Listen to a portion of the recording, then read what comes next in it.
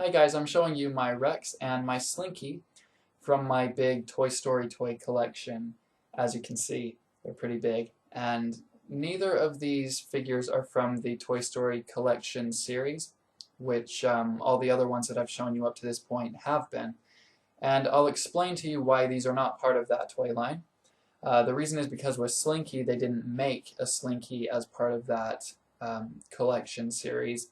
And with Rex, even though the Toy Story collection line is supposed to be the most authentic of all the Toy Story toys, in the films, Rex is not electronic, and the Rex in that line is electronic. So I kind of felt like this version was more accurate than the electronic one, if you followed all that. So with Slinky, he was made by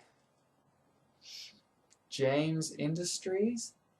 And for a lot of you Pixar and toy fans out there, you might know that Thinkway does pretty much all of Pixar's toys.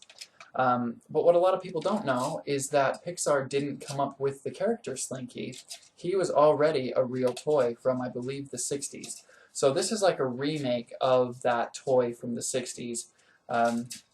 He's got wheels on the feet, and he was one of those toys where he had a string. If I remember right, it was a red and a red and white string that comes out of his head, and there's a hole.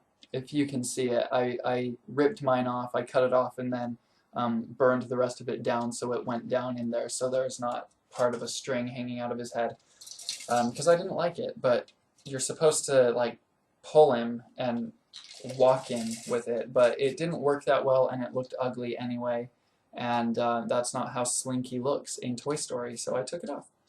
But yeah, he's got the wheels there, and you can pull them apart that far. They've got a string in there, I'm sure you can see it on the camera, that prevents it from being stretched too far, which is okay, I suppose. I like it because it prevents it from getting all tangled and messed up and broken, but it doesn't look the greatest because obviously it's not really supposed to be there as far as like Toy Story Slinky goes.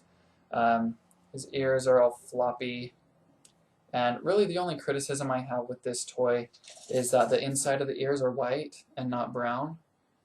I wish that they were brown on both sides. But that is Slinky. I love Slinky, and I love the sound he makes. Can you hear that? It sounds like spaceship guns or something like that. Okay, and here is Rex. So he's quite large as well, as you would expect him to be. He looks really good. Really, really good.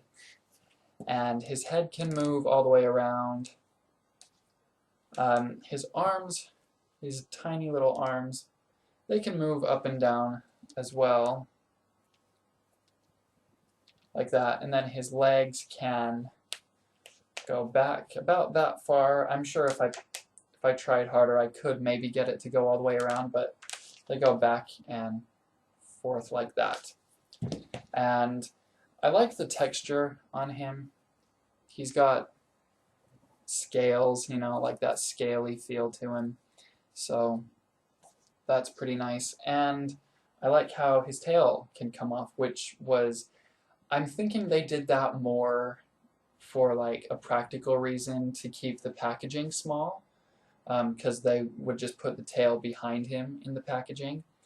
But in Toy Story 3, when they're at the daycare, his tail comes off during one of the playtimes. So that's kind of like a nice little touch, I suppose, that it can actually come off. And once again, I really only have one criticism with this figure, but it's really not even that big of a problem considering the price. He's a pretty cheap Rex figure. The mouth doesn't open or close, and I don't know if the Toy Story collection one does. I'm guessing it does. I think it does, because I think he talks. But the mouth doesn't open and close like it really should. But that's okay.